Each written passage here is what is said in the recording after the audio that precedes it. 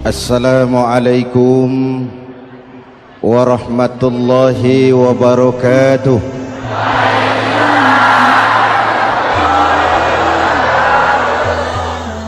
Alhamdulillah wassalatu wassalamu ala rasulillah Sayyidina Muhammad ibn Abdullah wa ala alihi wa sahbihi wa mawala, amma ba'du. Saudara-saudara kaum muslimin di seluruh tanah air, hari-hari pada minggu akhir Ramadan kita bersama-sama menyaksikan sebuah fenomena tentang pindahnya kegiatan umat dari masjid ke pasar, dari masjid ke terminal, dari masjid ke stasiun, dari masjid ke bandara. Apa boleh buat, itulah wajah kita, bahwa lebaran artinya mudik, bahwa lebaran artinya baju baru dan makanan. Lebaran berbeda dengan Idul Fitri. Lebaran adalah tradisi yang setiap kita boleh ikutan. Siapa saja boleh ikut lebaran, tapi tidak tiap orang bisa merayakan Idul Fitri. Mau puasa atau tidak puasa, boleh lebaran. Tidak dilarang sama petugas keamanan. Mau ibadah Ramadan atau tidak melaksanakan ibadah Ramadan, boleh ikut lebaran. Tapi tidak berarti merayakan Idul Fitri, karena selalu ada kos dari apa saja yang kita lakukan. Saya mau cerita, mau dengar nggak? Ada dokter gigi, dokter baru. Satu sore praktek, pasiennya 4 orang nunggu duduk jejeran. Dipanggil pasien pertama, diperiksa, berlubang giginya, dicabut tanpa dibius. Oh, namanya dokter baru. Pasien ini teriak, aduh sakit, oh, tidak kuat, sakit. Teriakannya keras sekali. Pasien yang 3 orang yang nunggu gemeter, lari semua. Selesai dicabut, diobati, selesai, tanya, sudah selesai dok? Sudah mas. Berapa biayanya? 200.000. Loh, biasanya kan 50.000, kok 200.000? Biasanya sih memang 50.000, tapi siapa suruh kau teriak? Yang 3 lari.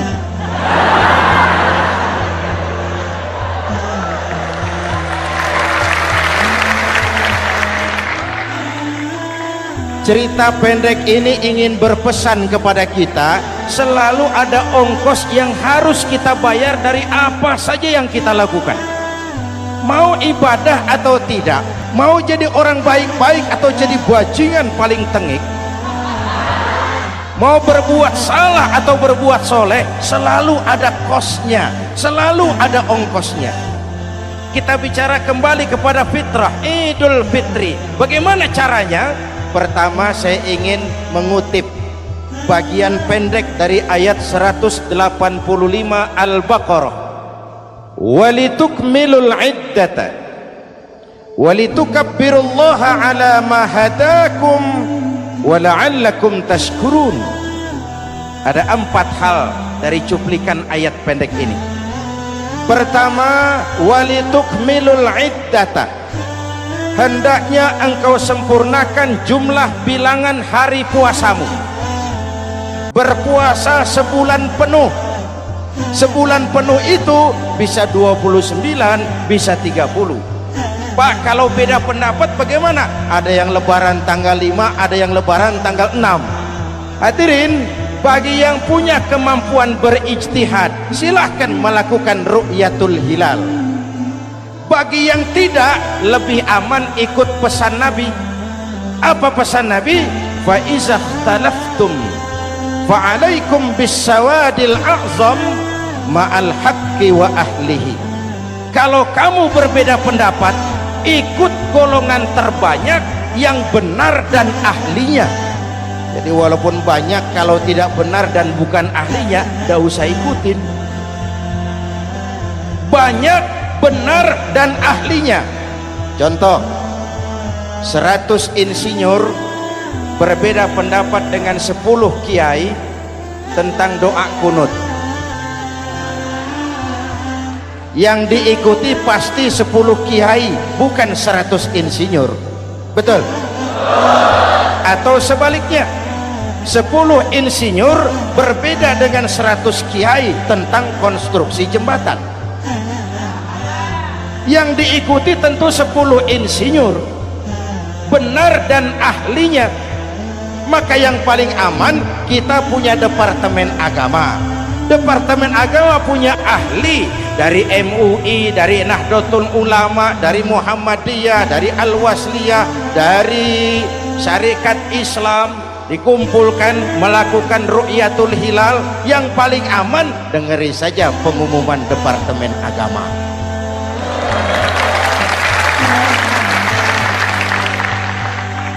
Tapi tetap menghormati mereka yang meyakini 1 Syawal jatuh pada tanggal 5. Beda boleh, marah jangan. Jelas? Saudara boleh suka tempe, tapi jangan menghina orang yang tidak suka tempe. Saudara boleh senang tahu, tapi jangan ngenyek karo wong yang senang tahu.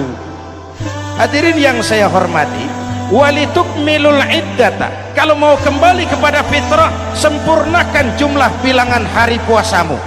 Makna sempurnakan di sini dua, sempurnakan 1 bulan penuh dan sempurnakan semangat puasamu. Walaupun Ramadan berakhir, puasa jangan selesai. Kenapa? Tangan kita masih tetap terus puasa dari mengambil yang bukan milik kita. Lidah kita walaupun Ramadan sudah selesai tetap berpuasa dari memfitnah dan menggunjing orang lain. Kaki kita walaupun Ramadan sudah selesai tetap puasa dari berjalan ke tempat yang tidak baik. Perut kita tetap berpuasa dari kemasukan barang-barang yang haram. Sempurnakan semangat puasamu. Sikap disiplin, sikap jujur, merasakan kehadiran Allah dekat dalam hidup. Nih contoh ringan, tadi waktu asar dan zuhur saudara sholat apa tidak? Sholat. Waktu sebelum sholat kan berwudu, ketika berwudu kan berkemur. Umpama waktu berkemur itu saudara korupsi, sedikit saja airnya saudara minum, saya yakin jangankan petugas keamanan, teman wudhu sebelah pun tidak akan tahu kalau waktu berkemur saudara korupsi. Kalau selesai Ramadan ini diterjemahkan, insya Allah negara kita bersih, berkurang korupsinya. Hadirin yang saya cintai, saya kembali kepada pesan Al-Baqarah 185 tadi.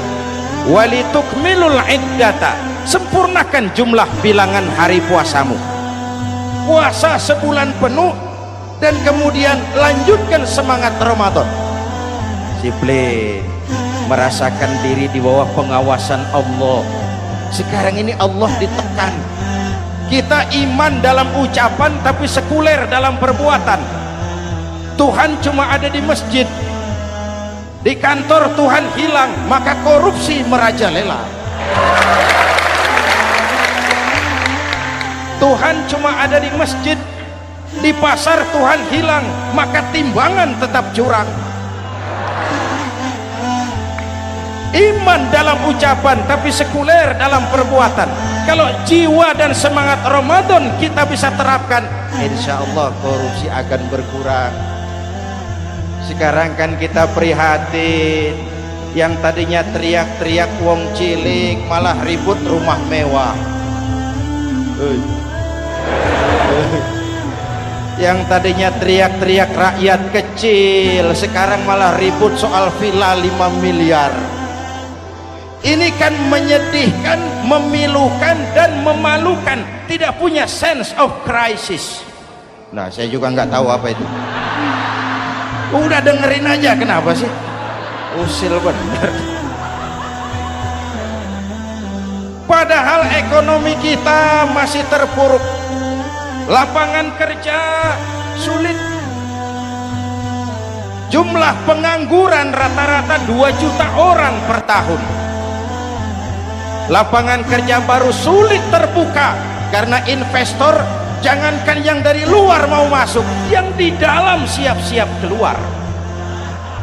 Terakhir kita dengar Sony, pabrik elektronik besar, mau cabut lagi, pindah invest ke Taiwan, menyusul pabrik silet yang di Ciputat itu. Ketika ditanya apa investasi di Cina lebih murah, tidak, dia bilang lebih mahal, cuma lebih pasti. Di Indonesia murah, cuma mejanya kebanyakan, biaya siluman, namanya siluman gak karu-karuan, keluar uang banyak, urusan tidak pasti, capek. Disahkan undang-undang penyiaran yang justru ditolak oleh masyarakat penyiar sendiri. Industri penyiaran bakal kolaps karena sekarang ini boro-boro mereka industri televisi mau break even point, mau pulang modal, dengan ke depan bisa bangkrut. Akibatnya bisa kita pastikan, jumlah pengangguran makin bertambah.